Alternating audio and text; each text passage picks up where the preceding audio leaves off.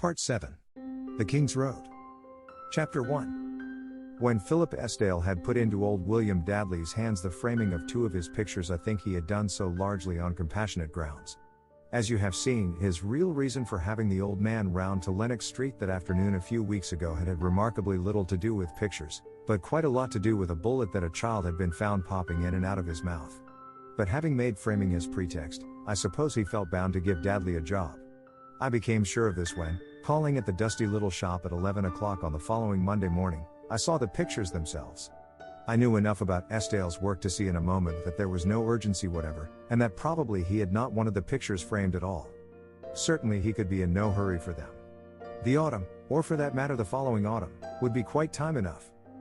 This being so, I wondered for a moment that he had troubled me about them, but I did not wonder for very long. A former suspicion was renewed in my mind. It seemed to me to confirm Glenfield's prophecy, that Esdale, having made as it were impulsive and unconsidered advances to the rest of us, was about to draw in his horns again. Yet at the same time he had the appearance of wishing to be on both sides at once, of keeping his own counsel, but also of endeavoring to pump those from whom he was now withdrawing his half-extended confidence.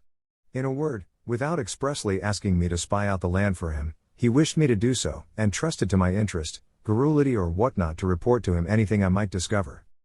Well, had I happened to call on old Dadley before that Sunday afternoon I had spent so remarkably in his studio, I dare say I should have done as he wished. But that hole in the floor put a very different complexion on matters. He knew about that hole, but he had no suspicion that I now shared his knowledge.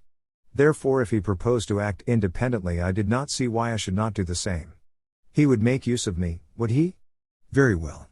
It rather amuses us to be made use of when we guess the intention, to allow our legs to be pulled with the knowledge that at our pleasure the position can be reversed.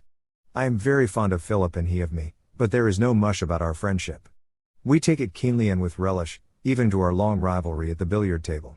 Undoubtedly he knew something I didn't know, but on the other hand I thought it likely that I too had now a minor advantage. He could hardly have known of the presence of that ring in that hole. He had been round his house covering up pictures, drawing blinds and removing the key from the cellar door, and would certainly not have left that ring where it was had he known it had been there. It had been put there since he had last seen the hole.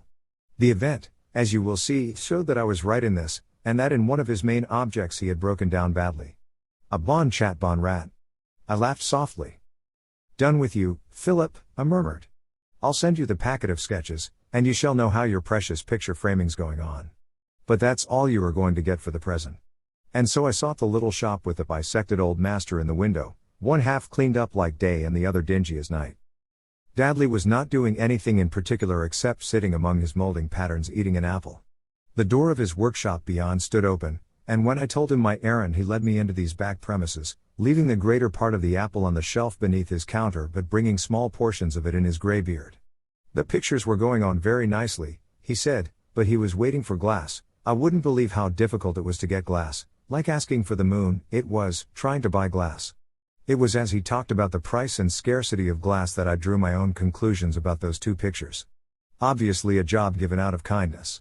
As obviously it followed that I myself was being used to serve a turn. A fine painter, Mr. Esdale, it's a pleasure to work for him, the old man ran on, and I did not reply that in my experience few pleasures in the world lasted quite so long. I was thinking of other things, the nature of which you may guess at. For I wanted to know, by no means for the purpose of passing the information on to Philip, how Mr. Harry Westbury had fared since I had last seen him, and whether his friendship with Inspector Webster prospered. I also wanted to know the latest news of Monty Rook. I decided that it was better to begin with Rook, so did not hesitate to ask Dadley whether he had seen him. Oh, yes, he was in here last Thursday, no, Wednesday, the old man replied. Passepartouts. 6 of them, or else 8, no, 6, I think the other 2 are Mr. Hammond's. I can't show you them because they're all glued up in the press. And I can get the glass for small things like that. It's the large plate that breaks my heart. Then Mr. Rook is working again? I said. The last time I saw him he told me that his removal had rather interrupted his work. The lids dropped over the kind old eyes. Yes, sir, and I understand Mr. Rook's had trouble as well. This, if he met Mrs. Cunningham, I did not propose to discuss, and he went on, well, you get over these things when you're young, but it seems hard at the time. And troubles seem always to come together in a lump. I sympathize with Mr. Rook, which some doesn't. He's always been a very pleasant gentleman to me. Oh? Who doesn't sympathize with Mr. Rook? I asked. He hesitated for a moment. Oh, there's a few here and there, but it will blow over, it will blow over. I think it's blowing over now as a matter of fact. It was at this point that I suddenly decided on a measure of candor. He was a likable old soul long past even such innocent relish of contest as that I entertained towards Philip, a lover of peace and the least mischievous of gentle gossips. Do you mean the affair of that parachute that morning? I asked him. I was there, you know. His ivy-veined old hand smoothed the edge of his mitering machine. Yes. I know you were, he said. Yes, I know you were. But I think it'll blow over now that Mr. Westbury's taken this turn he has. Mr. Westbury? Yes, I remember. What turn has he taken? Well, sir, as a matter of fact, that's what some of us is waiting to hear, he replied.